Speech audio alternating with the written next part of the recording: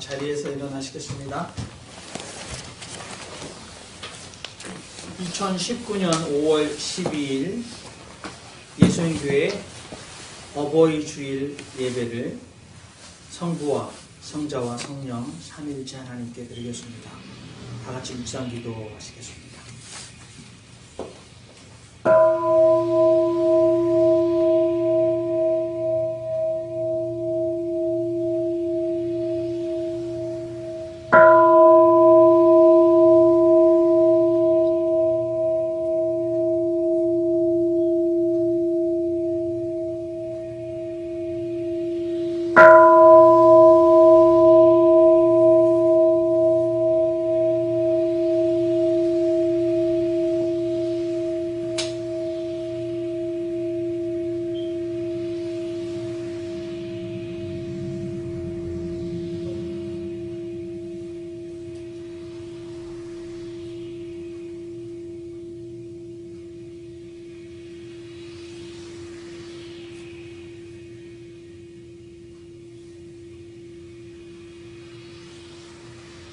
자식은 여호와의 주신 기업이요 태의 열매는 그의 상급이로다.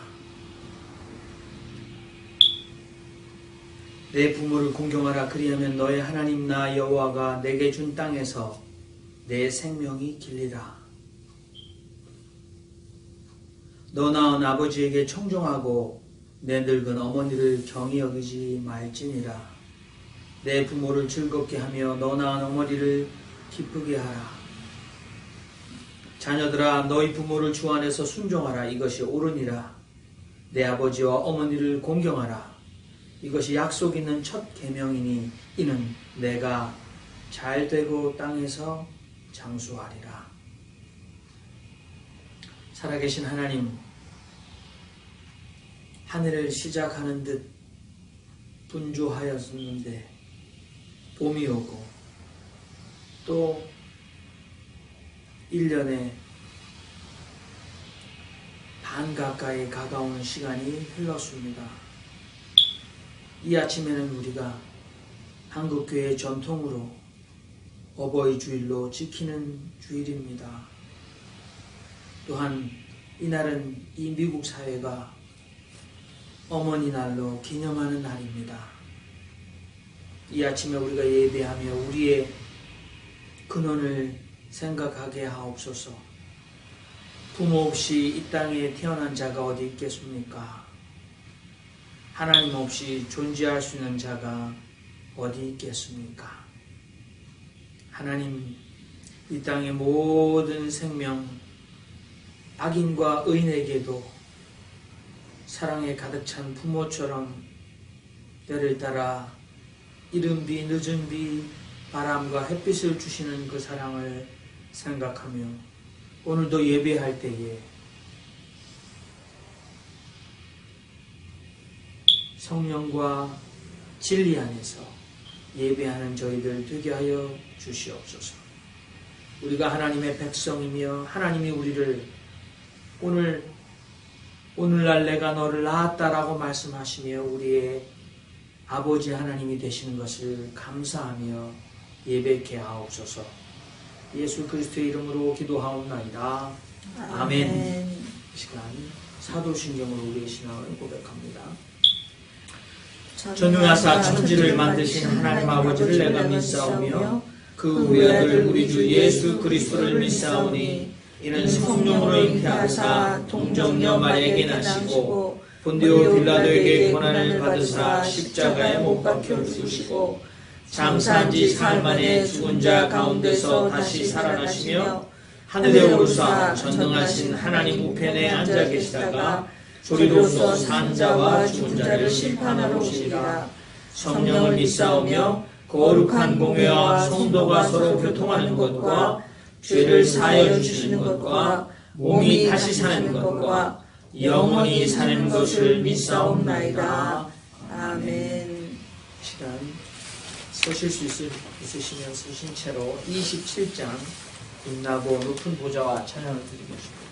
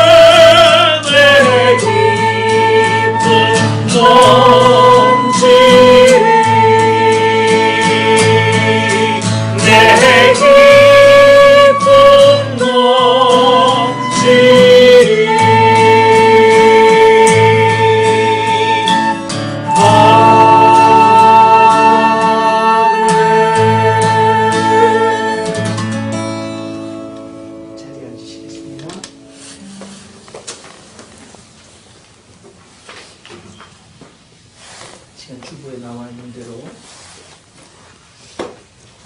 운동으로 하나님께 회개의 기도를 드리겠습니다. 은혜와 사랑이 무한하신 자비로우신 하나님 앞에 겸손히 고백하옵는 것은 우리가 생각과 말과 행실로 행한 일과 행하지 않은 일로 하나님께 죄를 지었사오니 용서하여 주시옵소서.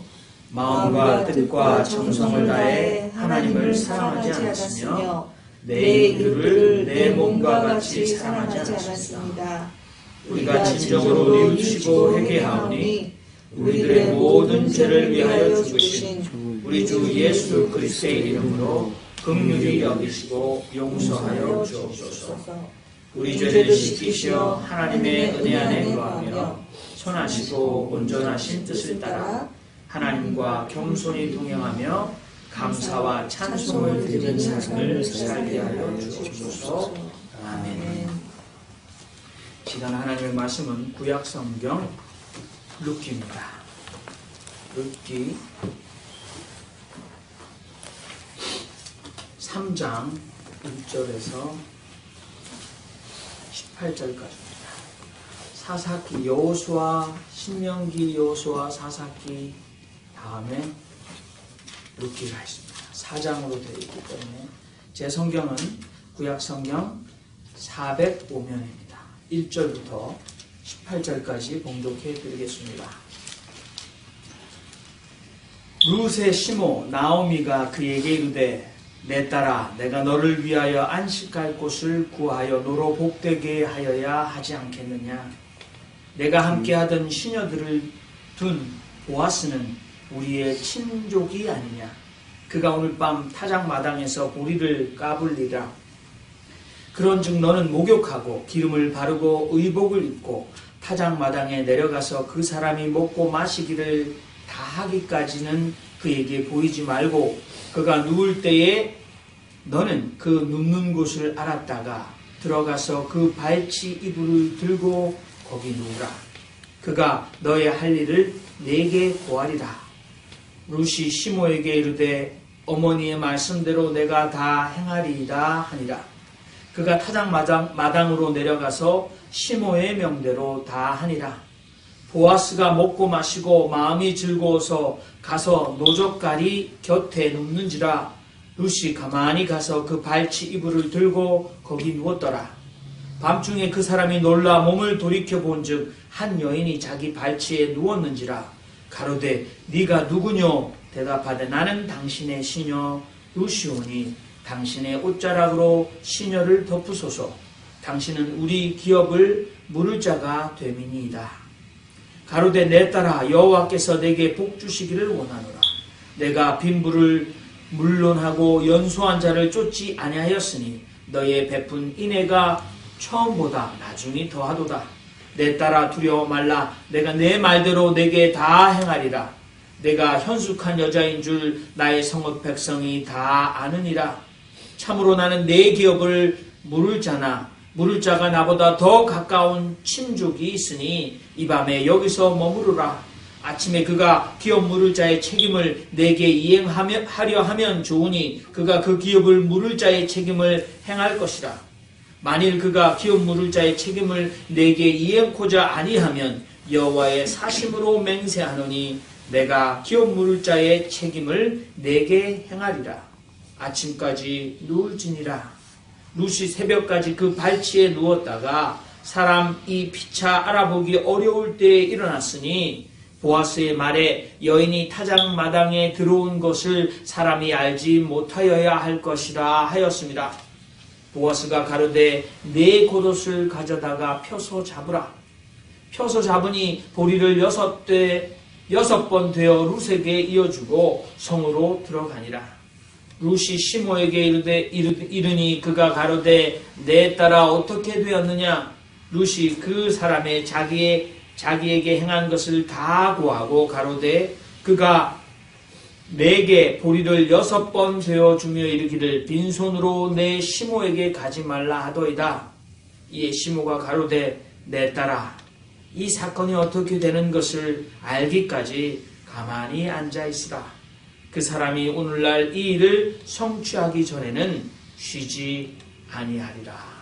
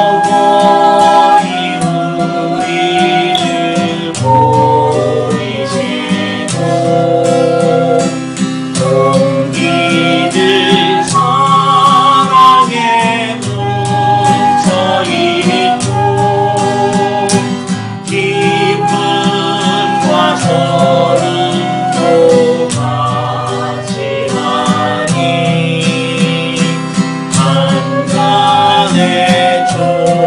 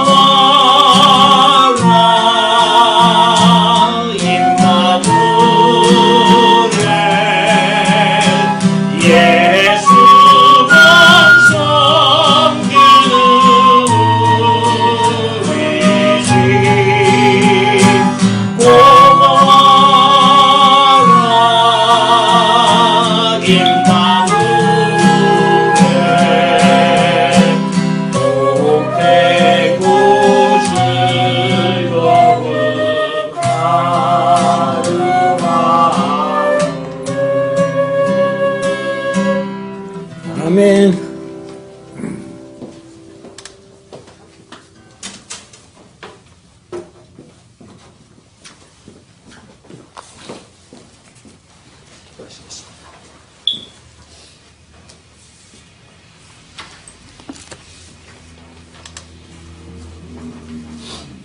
살아계신 하나님,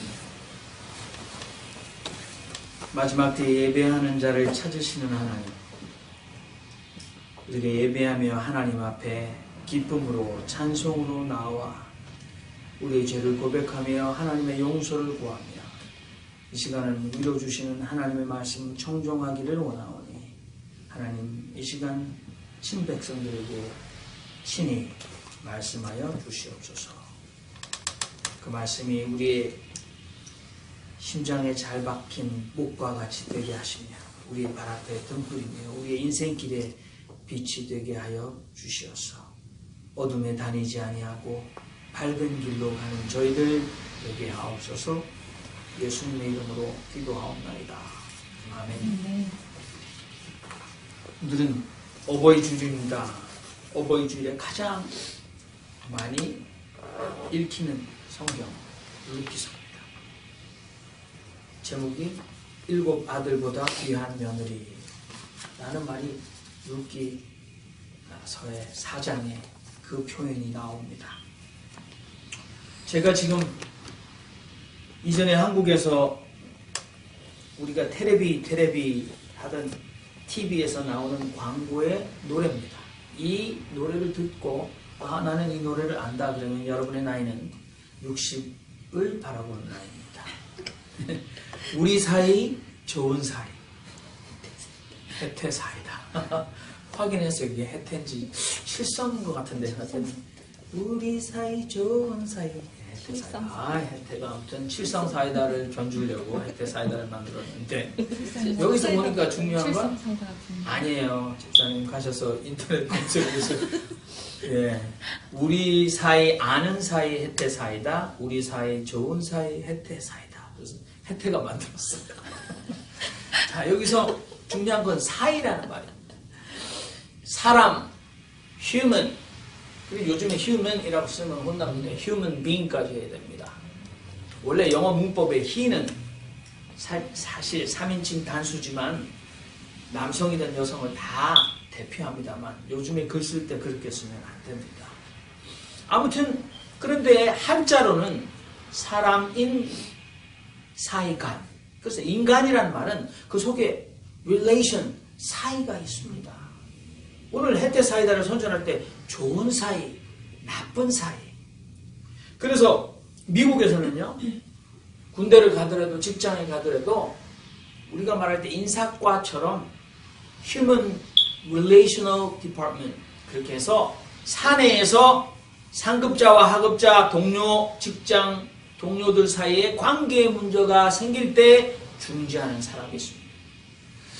저 영화를 좋아하니까 조지 클루니가 나왔던 Up in the Air 라는 영화를 보면 로맨틱 코미디입니다만 Up in the Air에 보면 조지 클루니라는 이 변호사가 하는 일은 큰 기업에서 해고 통보를 받았을 때 사람이 겪을 엄청난 스트레스 때문에 이 해고 통보자가 가서 그 사람의 이야기를 다 들어주고 고민을 들어주고 못마땅한 것도 들어주고 그렇게 해서 이 해고가 평화로운 결별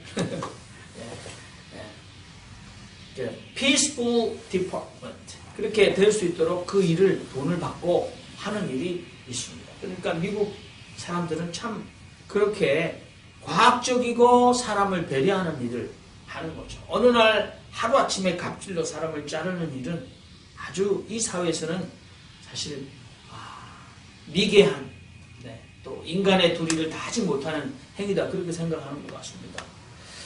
Human problem is relational problem.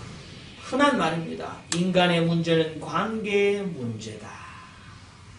뒤집으면 인간의 모든 고통과 인간의 문제가 관계 속에서 발생된다면 인간의 기쁨도 행복도 관계를 새롭게 함으로 회복될 수 있다는 말이 될 수 있습니다. 사람과 사람이 살아가는 이 지구촌을 보십시오.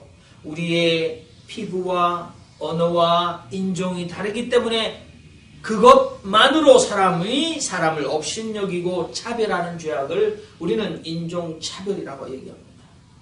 그리고 내가 태어날 때 내가 선택하지도 않은 나의 성별, 그것 때문에 남자가 여자를, 여자가 남자를 그것 때문에 불이익을 주고 차별하는 것은 성차별이라고 하는데, 이 지상에 반도전에는 여성들이 태고 쪽부터 이때까지 계속해서 임금과 또 진급의 기회, 학계, 경제계, 모든 사회 영역에서 남성보다는 불이익을 받기 때문에 그것을 성차별보다는 더 정확하게 여성차별이라고 하고 있고, 미국 사회에서는 이것은 엄격하게 죄악시하고 있습니다.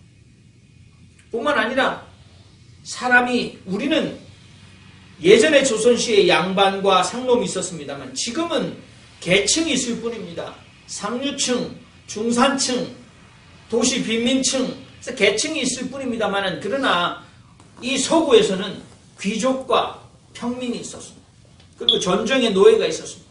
그런데 사람은 불가촉귀인, 누구든지 태어나면 그 사람이 왕족이건 길거리에 불황하든 그 사람을 함부로 손댈 수 없다, 손찌검할 수 없다. 그래서 그것을 한자로 불가촉귀인이라고 그랬습니다.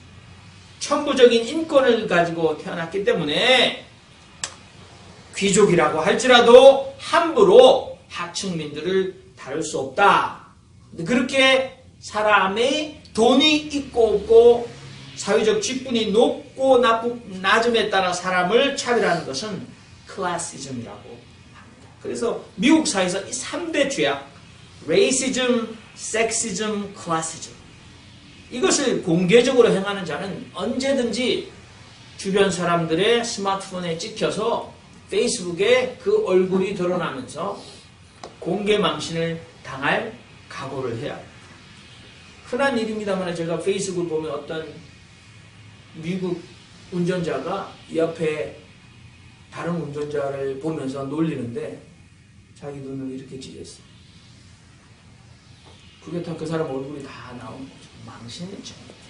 자, 이게 이제 벗어났습니다만 제가 관계를 얘기하다가 미국의 아주 3대 죄악을 얘기했습니다. 미국 사회. 인간의 관계. 그런데 인간의 관계 중에서 사실 우리가 동양 생각에 원증회고, 그래서 보기 싫은 사람과 매일 봐야 되는 것도 고통이에요.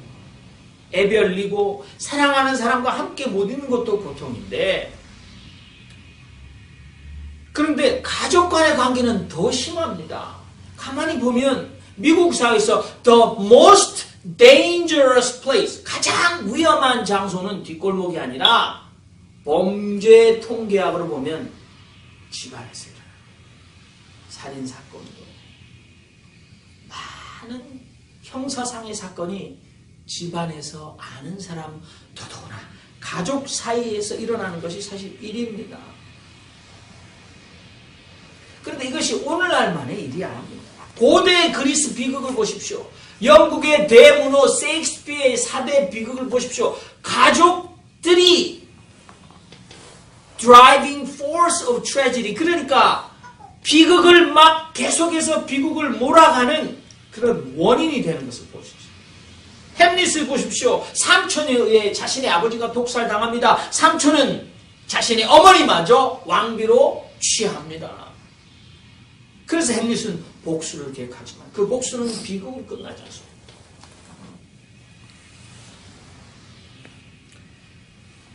햄릿이 자신의 원수인 줄 알고 찔렀지만 자신의 사랑하는 여인의 아버지였기 때문에 그 여인은 미쳐버렸고, 결국은 독에 묻은 칼로 결투를 하다가 햄릿도 독에 묻은 칼에 찔려 죽어갑니다. 리어 왕은 어떻습니까? 3명의 딸을 불러 80이 넘은 왕이 자신이 이제 자신의 왕위를 물려주고 자신의 사랑하는 딸들에게 재산을 물려주려고 하는데, 누가 가장 짐을 사랑하느냐라고 리어 왕이 물었습니다. 첫째 딸이 아버지가 듣고 싶은 대답을, 둘째 딸도 아버지가 듣고 싶은 대답을 잘해서 엄청난 유산을 받습니다만, 셋째 딸은 자신의 진심을 말합니다. 그런데 아버지는 그 셋째 딸의 말을 오해합니다. 그리고 딸을 죽게 하고 자신조차 명을 달리하는 비극. 다 보면 가족들 사이에서 일어나는 비극입니다. 그런데 이게 무슨 셰익스피어를 보지 않아도 이미 성경의 창세기에 보면 아담과 하와라는 부부의 관계가 죄악이 들어오므로 부부의 관계가 파괴됩니다. 늘 말씀드리지만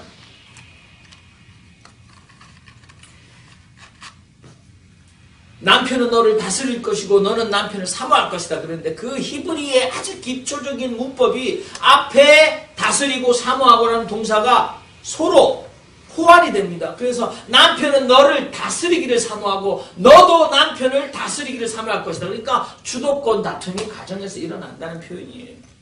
그걸 오해해가지고 자꾸 우리가 히브리인이 아니니까 수천 년 전에 기록된 문서니까 남편은 가정의 머리로서 아내를 다스려야 되고 아내는 남편을 사랑해야 된다, 복종해야 된다, 그렇게 이해해 왔습니다만, 그러나 아담과 하와의 이야기에서는 부부가 범죄 후에 주도권 다툼으로 가정이 파괴된다. 인류 최초의 존속 사례가 어디서 일어납니까? 집안에서 일어납니다. 형 가인이 동생 아벨을 꿰어서 돌로 쳐서 죽입니다. 억울하게 죽은 동생의 피가 하늘을 향해서 부르짖는다고 하나님께서 가인에게 말씀하십니다. 창세기 6장의 노아의 홍수 이야기는 그저 홍수가 터졌다라는 이야기가 아니죠. 온 사회의 관계가 파괴되어 죄악이 관영했다. 찰대로 찼다. 그래서 하나님이 인류를 뒤엎고 start over, 새로 시작하시고 새 인류를 시작하게 해서 노아라는 의인들만, 그 가족들만 구원하시고 다 심판하셨다라는 이야기입니다. 창세기 11장의 바벨탑 이야기는 민족과 민족 사이의 관계도 파괴되어 그들이 서로 소통하지 못하고 알아듣지 못했다. 그러니까 아브라함을 부르는 사건 이전에 이미 부부의 관계가, 형제의 관계가, 사회적인 관계가, 민족 간의 관계가 다 파괴되었다. 그래서 관계를 회복시키기 위해서 하나님의 구원되기 엄청난 대서사적인 구원의 이야기가 아브라함부터 시작된다. 오늘 관계 이야기입니다. 더더구나 여러분, 우리가 살아가면서 가장 힘든 가족 간의 관계가 파괴되면 그것이 나아가 사회와 나아가 우주적인 질서까지 무너진다라는 주제가 셰익스피어의 4대 비극의 주제인데, 오늘 우리는 다르게 보고 있습니다. 룻기, 사사기 다음에 있습니다. 판관기, 사사기, 저지. 그러니까 이스라엘의 왕이 없을 때입니다. 선지자도 없을 때입니다. 오직 어려울 때에 하나님이 세우신 판관 또는 사사가 있었을 그 시대에 룻기 1장 1절에 보면 사사들의 치리하던 때에 그 땅에 흉년이 드니라. 유다 베들레헴 한 사람이 그 아내와 두 아들들을 데리고 모압 지방에 가서 우거하였는데 그 사람의 이름은 엘리멜렉이요, 그 아내의 이름은 나오미요, 두 아들의 이름은 말론과 기련이니 유다 베들레헴 에브갓 사람들이더라. 그렇게 이야기가 시작되죠. 사사기. 여러분, 여호수아에 보면 이스라엘이 모세 이후에 여호수아가 가나안 땅으로 들어가 정착해서 그들이 농사 짓기를 배웁니다. 그렇죠. 그들은 처음에는 유목민이었어요. 양들을 데리고 풀이 있는 곳으로 다니던 사람인데 가장 엄청나게 돈이 되는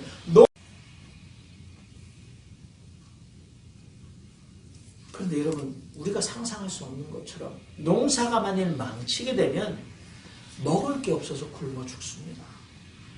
그러니까 굶어 죽지 않기 위해서 식구를 살리기 위해서 어떻게 합니까? 이스라엘 사람들은 땅을 분배받았으면 자신의 땅을 저당 잡히고 팝니다.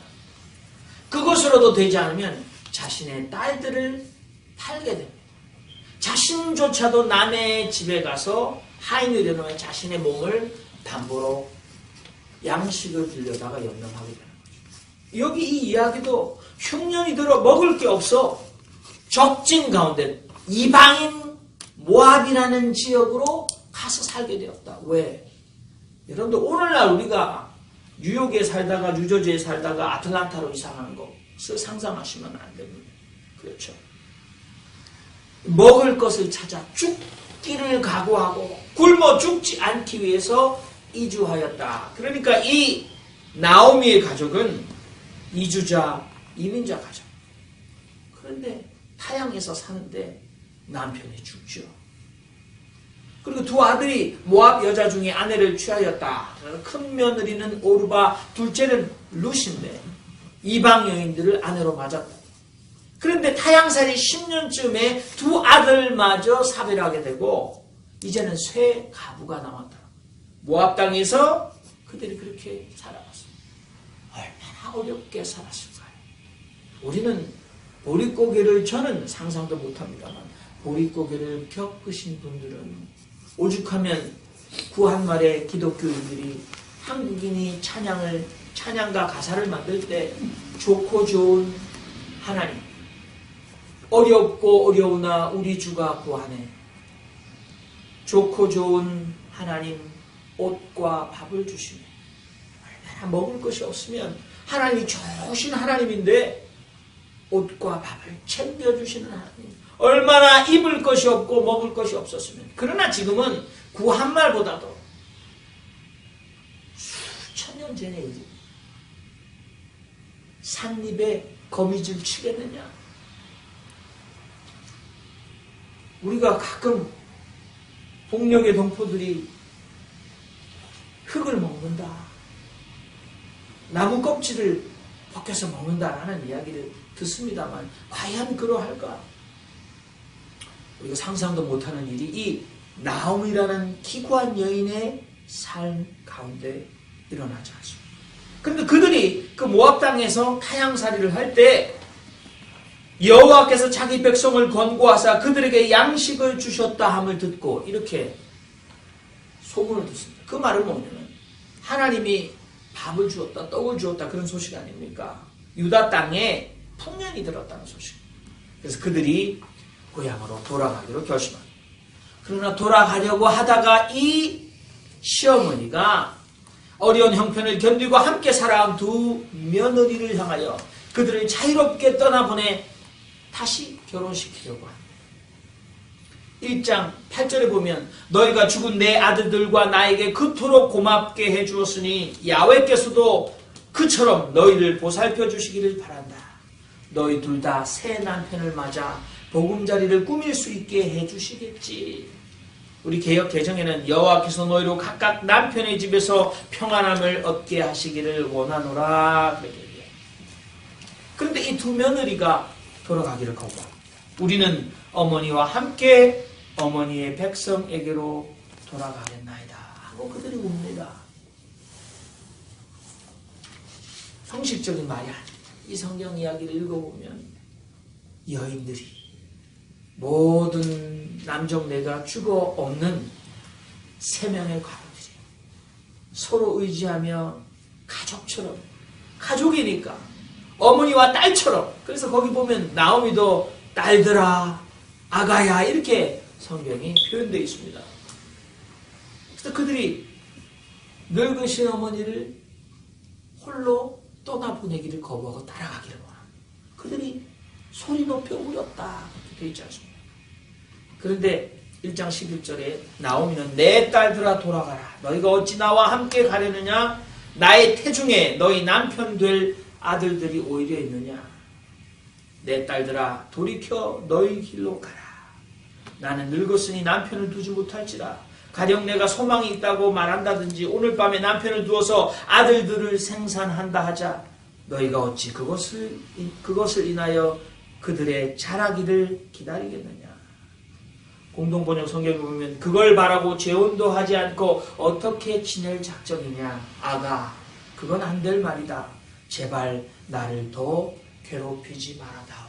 이렇게 말합니다. 여기서 우리가 하나 들어야 되는 것은 시어머니께서 왜 다시 내가 아이들을 낳겠느냐? 그 아들들이 나서 너희와 결혼할 때까지 너희가 기다릴 수 있겠느냐라고 말하는데, 이 말은 이스라엘에 하나님이 율법을 통해서 주신 풍습 수혼제를 생각하셔요. 형수 시수입니다. 수혼제, 이것은 레위기에 나와 있습니다. 시숙의 의무입니다. 신명기 25장 5절 이하에 나와 있는 죽은 형의 가문을 이어주는 하나님의 법입니다. 여러분 소개해드리면, 형수가 낳은 첫 아들은 죽은 형제의 이름을 이어받아 그 이름이 이스라엘에서 지워지지 않게 해야 한다. 그런데 만일 이 형의 동생이 시숙이 만일에 이것을 거부할 수도 있었습니다. 그러면 그 형수는 제 시숙이 이스라엘에서 자기 형제의 이름을 이어주기를 거부합니다. 저에게 시숙의 의무를 이행하려고 하지 않습니다. 라고 공개적으로 말해야 합니다. 그러면 그 성읍의 원로들이 그를 불러서 그에게 타일러야 한다. 그래도 그가 고집을 부리면 나는 이 여자를 맞아들이고 싶지 않습니다 하고 말하면, 그 형제의 아내가, 그러니까 형수가 원로들이 보는 앞에서 그에게 다가가 발에서 신을 벗기고, 그 사람의 신을 벗깁니다. 그의 얼굴에 침을 뱉은 다음 자기 형제의 집안을 세우지 않은 사람은 이렇게 된다 하고 말해야 한다. 그러면 이스라엘에서 그의 이름은 신 벗겨진 자의 집안이라고 불릴 것이다. 제가 언젠가 여러분들에게 신 벗긴 집안의 며느리 다말 이야기를 해드린 적이 있습니다. 성경, 그렇죠? 그러니까 이렇게 신이 벗겨진다는 말은 신은 신분을 얘기했죠. 그리고 노예들은 신을 신지 않았습니다. 신을 신을 수 없었습니다. 그러니까 신 벗겨진 자의 집안은 아주 창피스러운, 한국말로 하면 콩가루가 되어버린 집안이다 라고 온 이 커뮤니티에, 시족사회에, 종족사회에 다 알려서 부끄러움을, 수치를 당하게 한다.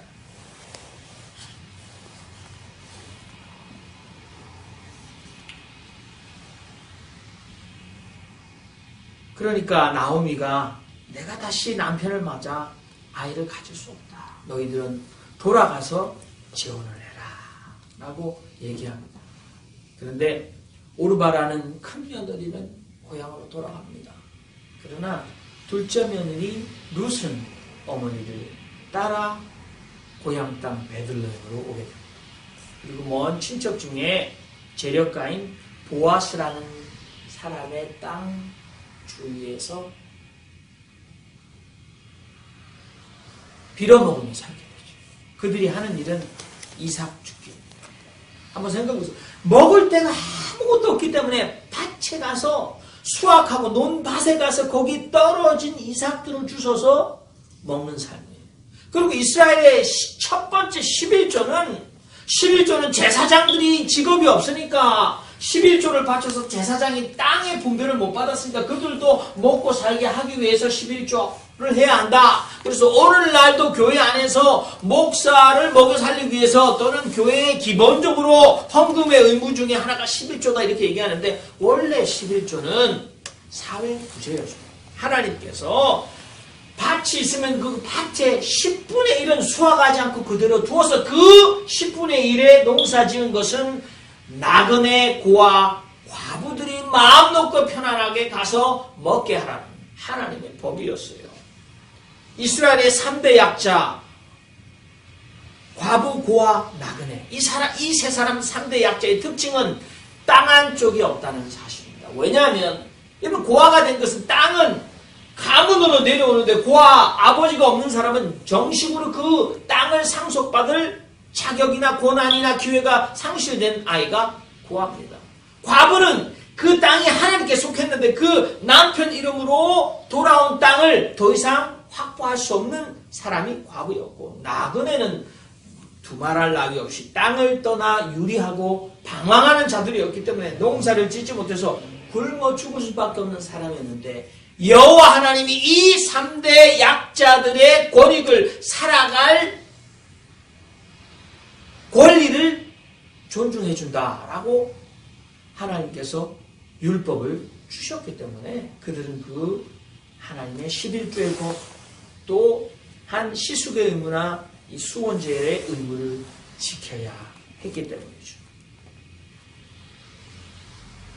그런데 이 룻과 나오미가 보아스의 땅 언저리에서 빌어먹으며 살고 있을 때 착한 이방 여인 룻이 시어머니를 극진히 봉양한다는 소문이 여성들 사이에 전해졌습니다. 그 이야기를 전해 들은 보아스는 자신의 일꾼들에게 룻이 이삭을 줄 때 곡식단에서 조금씩 더 뽑아버려서 그녀가 넉넉히 죽게 하고 결코 그녀에게 짓궂게 굴지 말라라는 명령을 합니다. 그러니까 오히려 남들보다 더 많이 이삭을 주어 어머니를 봉양합니다. 그리고 룻에게 술과 빵과 밀청대, 그러니까 아직 익지 않은 밀의 줄기까지 주는 세심한 관심을 보였습니다. 신속이니까 그랬을 수도 있습니다. 그런데 어머니는 머리가 좋죠. 시어머니가 알아봅니다. 보아스가 이 룻에게 관심이 있구나. 그래서 오늘 우리가 읽은 이 3장은 시어머니와 며느리의 환상적인 구애 작전이에요. 얼마나 흥미진진한지 영화로 만들어도 환상적인 클라이맥스입니다. 시어머니가 며느리를 목욕을 쫙 시켜. 오늘날처럼 샤워를 금방 할 수 있는 게 아니지 않습니까? 물도 귀했을 텐데 목욕을 시키고 여기 기름을 바르는데 오늘날 말하면 향수를 바른 거죠.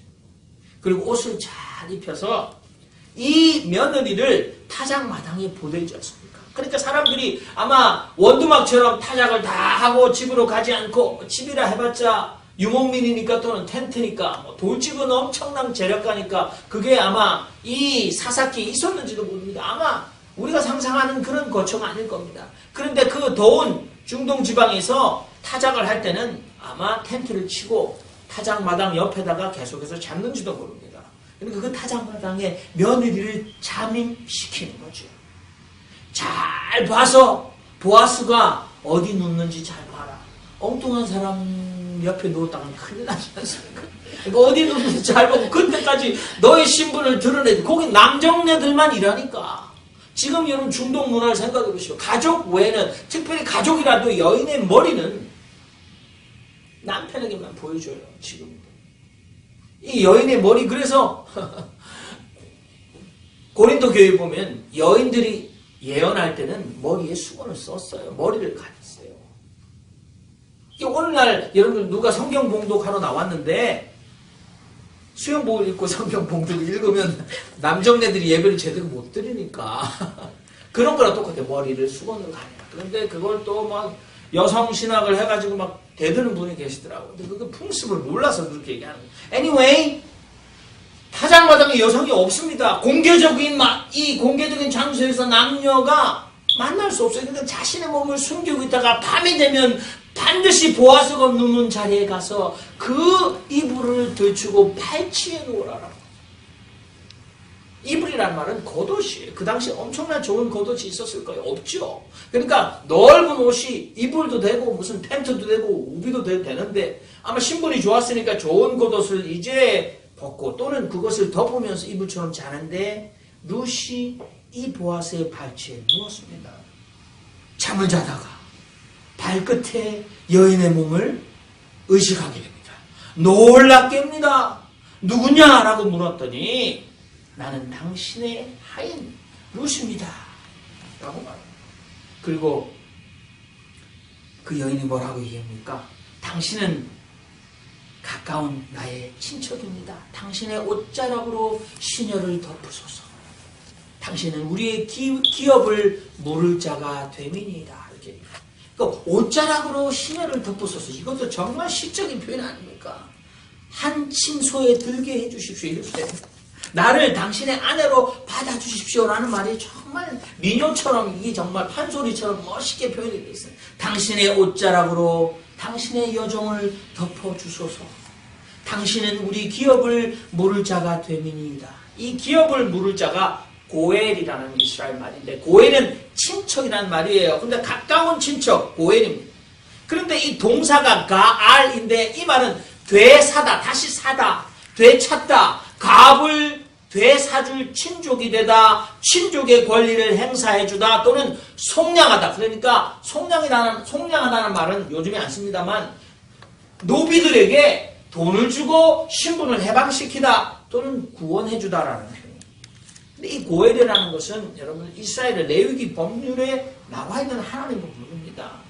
거기 보면 이렇게 되어 있어요. 너희 곁에 사는 이방인이나 거류민이 넉넉해졌는데 그 옆에 사는 너희 형제가 가난해져 너희 곁에 사는 이방인이나 거류민 또는 이방인 시족의 후손에게 자신을 팔 경우 팔린 다음에라도 그는 자신을 되살 권리를 가진다. 그의 형제 가운데 한 사람이 그를 되살 수도 있다. 아니면 그의 삼촌이나 삼촌의 아들들이 그를 되살 수도 있고 시족의 다른 살부치가 그를 되살 수도 있다. 그 자신이 넉넉해지면 스스로 죄의 몸을 되살 수도 있다. 그런데 이것은 여러분들 전쟁에 이스라엘 외 다른 나라에서 전쟁의 노예가 돼서 평생 노예의 자식은 노예이고 또 노예의 자식은 노예가 되는 그런 운명적인 신분이 아니었습니다. 가난으로 인하여 자신의 몸을 저당 잡혀 자신의 가족을 먹여 살리고 나서 나중에 기회가 회복되면 자신을 스스로 해방시킬 수 있고 또는 친척들이 그를 되사줄 수 있다. 심지어는 이방인들에게 자신의 몸을 팔았어도. 그래서 보아스는 이 여인과 그날 밤에 이 여인의 신분을 확인하고 어떻게 합니까? 나보다 더 가까운 친척이 그대처럼 현숙하고 그대처럼 고운 마음씨를 가진 여인을 아내로 갖는다면 좋은 일입니다. 그러나 그 친족이 고엘의 의무를 하지 않고자 할 때 하나님께 맹세하고 제가 당신의 권리를 물러서 당신을 내 아내로 맞아드리겠습니다. 아주 굉장히 멋있게 그렇지 않습니까? 자기가 이 사람이 보니까 여기 보면 당신은 젊은 여인인데 당신 연배 젊은 꽃미남을 쫓아다니는 여인도 아니고 뭐 이런 표현도 나오지 않습니까? 여기 보면 네? 어떻게 안 나옵니까? 나오죠. 네. 그 보니까 내 딸아 여호와께서 내게 복 주시기를 원하노라. 내가 빈부를 물어나고 연소한 자를 쫓지 아니하였으니까 젊은 남자 좋아하지 않고. 근데 보아스는 좀 나이가 있는지도 모릅니다. 근데 보아스는 아무튼 칭찬을 먼저 하는 거죠. 칭찬을 먼저. 그리고 더 가까운 친척이 당신을 속량해 주면 잘된 일입니다. 근데 속으로는 이 여인은 정말 아내로 맡고 싶었는지 모릅니다. 그래서 예전에 잘해줬는지 모릅니다. 그런데 그 친척이 그렇게 하지 않으면 하나님께 약속하는데 내가 당신을 속량하여 내 아내로 삼겠습니다. 그리고 사장이 보면 친척들과 문중회의를 해요. 그래서 당신이 고엘의 의무를 하겠습니까? 그런데 나는 하지 않겠다. 그럼 이 사람 속으로 아싸 했지 않겠습니까? 그리고 아내로 삼았다라는 얘기예요. 짧은 이야기인데 물론 이 이야기를 우리가 들으면서 야, 돈 많은 남자가 이 과부 두 사람을 구해줬구나 이렇게 우리가 보면 재미가 없는 얘기예요. 그리고 다행히도 고엘로서의 의무를 꺼린 가까운 친척이 책임을 양보한 덕분에 보아스는 정식으로 가문 앞에서 룻을 자신의 아내로 맞아 결혼할 수 있었고 약속대로 룻과 사이에 난 자식을 시어머니 나오미 시어머니의 아들이 되게 해줬어요. 그러니까 자신의 남편이 죽은 남편이 여러분 있어서 말론이라는 자신의 남편의 아들로 입적을 해야 됩니다만 그러나 약속대로 시어머니 나오미의 아들이 되는 거예요. 그러니까 모권 문화가 된 거죠. 여성 신학자들 기분 나빠할 이유가 없어요. 자, 이 이야기를 이제 맺겠습니다. 오늘은 어버이 주일이다. 어머니 날이라. 오늘날 한국 교회 안에 80%가 여성들입니다. 여성들이 잘 돼야 교회가 부흥해요.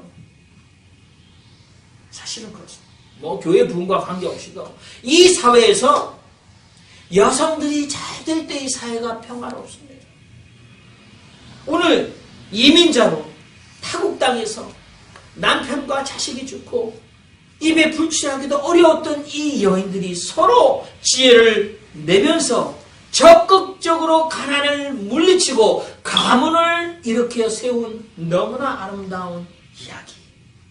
시어머니와 며느리가 새로운 남편을 맞아들이고 그리고 시어머니에게 다시 아들을 회복시켜주는 시어머니의 가문을 이어주는 아름다운 이야기. 이야기가 땅을 울리고 하늘을 감동시켜 오늘 성경의 정경으로 포함되어 있는 것입니다. 그리고 이 이야기는 내 땅을 돌려찾기 위해서 여러분 다말 이야기를 기억해 보십시오. 시동생 오난이 형수 다말을 아내로 취했으나 그들이 동침하였지만 땅에 설정했다 그랬어요. 그래서 여호와의 보시기에 악해서 이 오난이 죽습니다. 형의 대를 이어줘야지. 그래서 오난이라는 말은 오늘 오나니즘 그러면 성도착증이라는 아주 불쾌한 단어로 그 이름이 바뀌어져 있어요. 형수를 품고 형의 후사를 이어주는 것이 동생의 의무예요. 그런데 오난이 왜 형수를 품었는데 땅에 설정했을까요? 형수가 아이를 낳으면 그 아이는 자신의 아이가 아니라 형의 아이가 되고 아버지 야곱의 재산을 받을 때에 형이 차자인 자기보다 훨씬 더 많이 갖게 돼요. 그러면 아들을 낳게 해주면 그 낳게 해준 아들이 장자의 유산을 갖게 되니까 돈 싸움을 한 거예요. 아주 머리를 써서 가닥하게 하나님 보시기에 악하게 하는 척 했지만 그러나 형의 대를 이어주지 않아서 하나님의 눈밖에 나 오난이 죽습니다.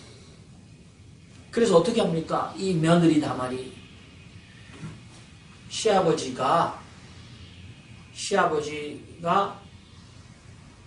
유다죠. 시아버지 유다가 양털 깎으러 친구랑 가는데 양털 깎으러 간다는 말은 오늘날로 말로 말하면 재미 보러 간 거예요. 기녀집에 간다. 근데 그 마을에 며느리 다말이 자신의 신분을 옷을 입어서 창기처럼 변장하고 앉아있습니다. 그리고 시아버지 유다에게 그날 밤 동치마의 아이를 갖습니다. 이게 정말 이게 무슨 우리가 정말 우리 전통 문화에서 정말 벗어나는 일이라고 생각할 수 있습니다만 그래서 제가 군대에 있을 때 어느 교회 안 다니는 고참이 저를 불러놔 놓고 시아버지가 며느리랑 그런 이야기 성경에 있어 없어 하고 저를 대단히 비난했어요. 그런데 제가 뭐 대답했다가는 또 한 대 쥐어 맞았을지도 모릅니다만 정말 잘 모르는 생각이에요. 그 뭡니까? 내 땅을 돌려찾기 위하여 하나님이 땅을 기업으로 주신 하나님이 주신 천부적인 내가 살아갈 삶의 근거인 땅을 돌려받기 위해서 며느리 다말은 무색무취의 아름다운 순수함으로 자신의 몸을 던져 시아버지의 씨를 품고 대를 이어가 그리고 자기의 땅을 돌려받았기 때문에 그 이야기가 창세기에 기록되어 있습니다. 오늘 시어머니 나오미와 그리고 며느리 룻은 다말보다 더 아름다운 모습으로 타작마당에 이 며느리를 목욕시키고 향수를 발라 남편이 될 사람의 팔치에 눕게 하고 이 사람은 그날 밤에 이 여인을 당장 취하지도 않고 안심하라 하고 약속을 주고 밤을 잘 지내게 하고 해가 떠서 사람을 분간할 그 시기가 오기 전에 어둑어둑할 때 이 여인을 안전하게 돌려보내는 지혜 그 고귀한 경우 그 속에 결국은 그가 약속을 지켜서 이 여인을 아름다운 아내로 맞게 되고 그가 다윗의 할아버지가 되었다. 그래서 예수님의 이 족보에 입적된 아름다운 이야기다. 설교를 맺겠습니다. 여러분, 오늘 어머니 날에 저도 한국에 계신 어머니가 그립습니다. 여러분 낳아주신 어머니 함께 계시든 계시지 않든 그리워하셔야 합니다. 그리고 어머님의 사랑을 생각하시고 어머니의 사랑으로 여러분들도 이웃을 만날 때, 오늘 이 관계의 문제로 파괴되어가는 이 세상을 살아갈 때 어머니의 사랑처럼 모든 사람을 나의 귀인으로, 나의 어머니로 여긴다면, 오늘 우리가 살아가는 이 세상, 때로는 자식이 거역하고 나의 속을 썩일지라도 품어주시는 부모님처럼 살아간다면 여러분의 삶이 행복과 기쁨이 가득 찬 삶의 현장으로 바뀌고, 많은 사람들은 그 속에서 그렇게 살아가는 여러분의 아름다운 삶을 칭송하며 여러분이 섬기는 하나님을 또한 칭송하며 영광을 돌리게 될 것입니다. 기도하겠습니다. 살아계신 하나님, 저 티벳의 승려들은 100일도 더 되는 기간 동안 광야로 나가 텐트를 치고 금식하며 중생들이 자신의 어머니라고 여기고 자신이 지은 모든 선업을 그들에게 나누어주는 기도를 드린다고 들었습니다. 하나님, 우리는 그들의 영성마도 만큼 못하다면 얼마나 부끄러운 자이겠습니까? 이 세상의 모든 사람을 내 생명의 은인이요 나의 어머니처럼 여긴다면 우리의 삶이 이처럼 아프고 괴롭고 힘든 삶이 될 수 있겠습니까? 어머니 같은 사랑을 내 속에도 회복시켜 주십시오. 나도 자식 낳아 길러보며 어머니 사랑을 이제 헤아려 보는 인생의 시기가 되지 않았습니까? 그 사랑 받았으니 우리도 그 사랑 나누며 사는 아름다운 믿음의 사람들로 우리를 날마다 성숙시켜 주시옵소서. 예수님의 이름으로 기도하옵나이다. 아멘.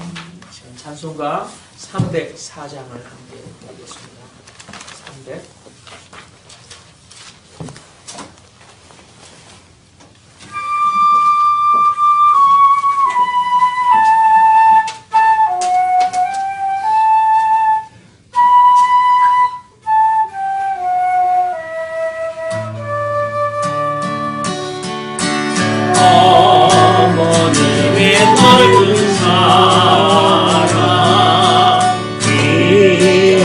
홀로 외로울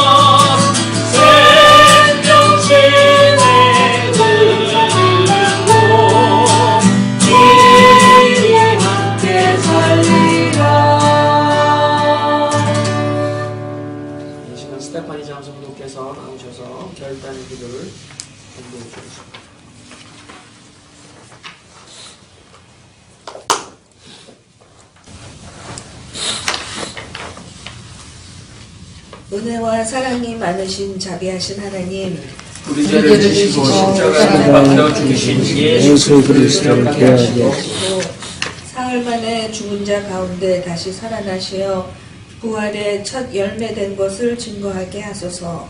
의뢰하며 예수를 사랑하며 예수 그리스도의 다시 오심을 기다리며 살게 하소서. 하나님 아버지 감사합니다.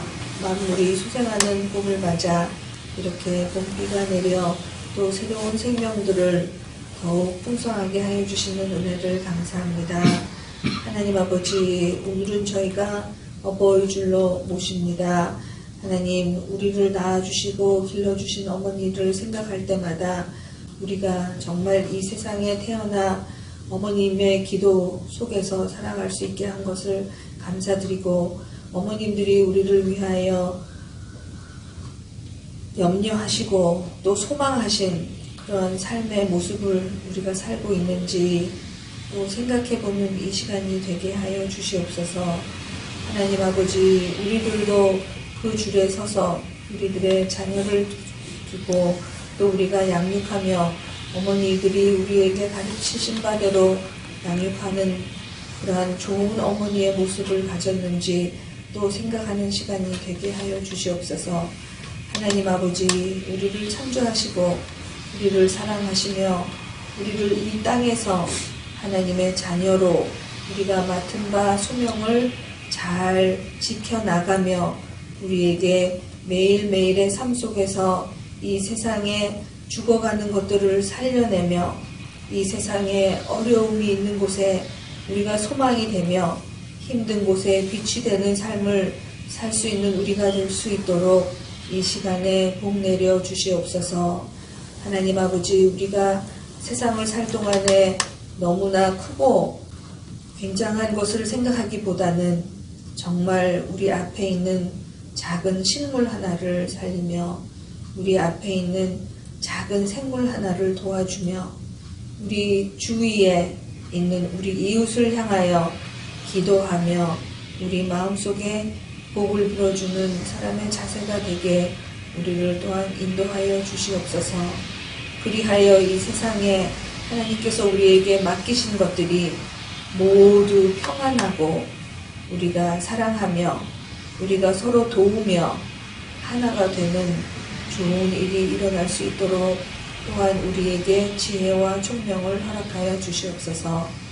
하나님 아버지, 우리 손에 받은 바 우리의 소명을 잘 감당하게 하시고 우리가 과연 이 삶 속에 꼭 해야 되는 것들이 무엇이 있는지 생각할 수 있는 시간이 되게 도와주시고 우리가 또한 그것을 염원하며 기도하게 하옵소서. 하나님, 우리와 사랑을 나누었던 많은 사람들을 이 시간에 기억하게 하시고 또 우리가 받은 사랑을 이 세상에 다시 베풀게 하시고 하나님, 우리에게 함께 하시던 함께 하시지 않던 우리의 부모님의 소중함을 다시 일깨우며 나의 부모님뿐만이 아니라 우리 이웃의 부모님 또 우리 눈에 보이거나 보이지 않거나 먼 곳에 계신 부모님들도 생각하며 우리가 감사하며 함께 기도하는 우리들 되게 도와주시옵소서. 이 모든 말씀을 우리 주 예수 그리스도의 이름으로 간절히 기도드립니다.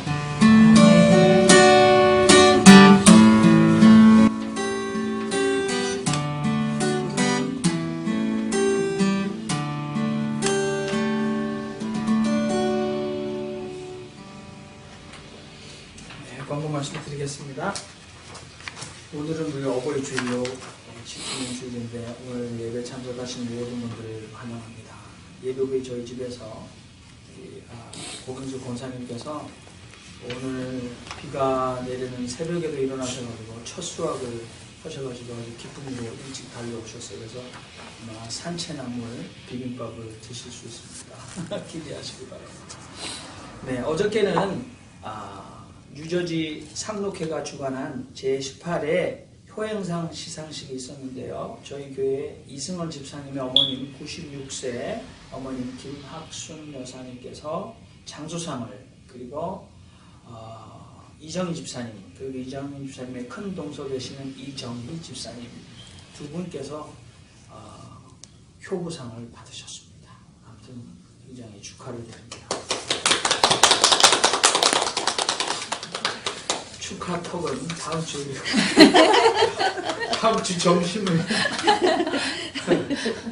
맛있는 걸 해주실 것 같습니다. 아무튼 우리 두 아드님은 사업 때문에 참석을 못해서 조카만 참석하시고, 아무튼 이 한 집안이 세 상을 가져가는 초유의 일이 많았습니다. 크게 쏘시더라고요. 아시는 분들 다음 주에 막 모시고 오시면 맛있는 점심을 예배 안 드려도 드리도록 하겠습니다. 고경석 권사님은 내일 우리 화란 암스테르담으로 가십니다. 유럽을 방문하러 따님을 잘 두셔가지고 암스테르담을 놀러 가시는데 언제 돌아올지는 묻지 말라고 하십니다. 가셔서 재밌게 노시고 벤고 뮤지엄도 가시고, 그 다음에 또 우리 제가 좋아하는 그 형님은 생각이 안 나요. 이름이 브란트 형님. 브란트 형님이 생각이 안 나요. 키가 저만큼 작았어요. 왜냐면 브란트 형님이 살던 침대에 보니까 저보다 작아요. 아주. 그때 아마 그래서 잘 못 먹어서 그랬는데, 그때는 이 네덜란드가 낙농국이 되기 전에, 그래서 지금은 화란 사람들이 키가 막 이만큼 해서, 제가 지난번에 암스테르담 갔을 때 아주 큰 대학생과 사진 찍었는데 제가 섰는데 그 어깨밖에 안 갔어요. 그래서 아무튼 네덜란드 사람 지금 굉장히 크죠. 우유를 잘 먹어서 그런지. 아무튼 렘브란트 뮤지엄 그리고 벤고 뮤지엄 잘 가보시고, 혹시나 거기 다운타운에 포국수집 꼭 가고 싶으면 저한테 물어보셔야지 알려줍니다. 아무튼 권사님 잘 다녀오시고요. 아무튼 어저께 우리 상록회 행사에서 제가 볼 때는 부클렛은 우리 김기훈 지사님이 옛날에 다 만드셨던 거 그대로 썼고, 또 상록회에서 탐킴이라는 이름으로 활동하시는 김군희 지사님 거기 이사하시고, 그리고 또 상록회에서 경기민요 반과 그리고 장구반을 가르치시는 우리 박정도 선생님, 그리고 이준 사모님 어저께 또 제자들 데리고 경기민요, 그리고 또 어저께 병강세 타령까지 해주셨습니다. 아무튼 뭐 굉장히 즐거운 하루였는데, 우리 교회에 대단한 사람이 많습니다. 이렇게 관계자, 수상자, 우리가 더 힘들었다고 생각이 됩니다. 사회자. 뭐 저는 어저께 사회를 봤습니다. 사회 봤는데 옆에서 뉴저지 메디칼 그룹에서 온 아가씨가 이름이 구하라였어요. 그래서 사회자 보니까 정영민 구하라. 그래서 저는 그 한국의 아이돌 구하라고 오는 줄 알고 굉장히 설렜는데, 그 아가씨랑 사회를 잘 봤습니다. 여러분, 오늘 예배가 쓸데없이 좀 길어졌는데 다음 주부터 좀 잘 줄여서 잘 하도록 하겠습니다. 다른 건가 없으시기에 59장 찬양 1절 하고 나서 축도로 예배를 마치겠습니다. 다 같이 자리에서 일어나셔서 59장 찬양을 드리겠습니다.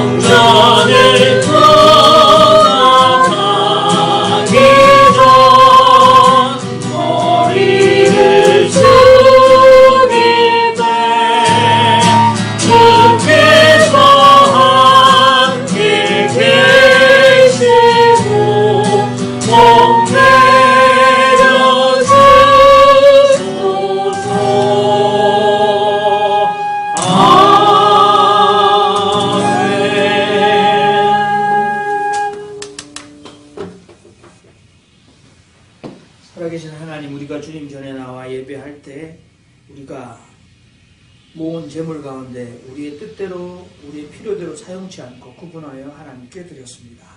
드린 손길 기억하시고 세상이 주지 못하는 하늘의 평강과 복이 그들의 가정과 자녀 위에, 그들의 늙으신 부모님 위에, 또 주님의 품에 안기신 부모님 위에 늘 충만할 수 있도록 하나님 은혜를 더하여 주시옵소서.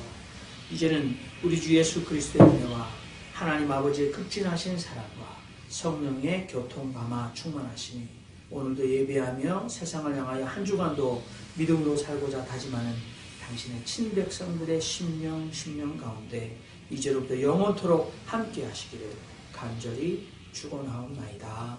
아멘. 아멘.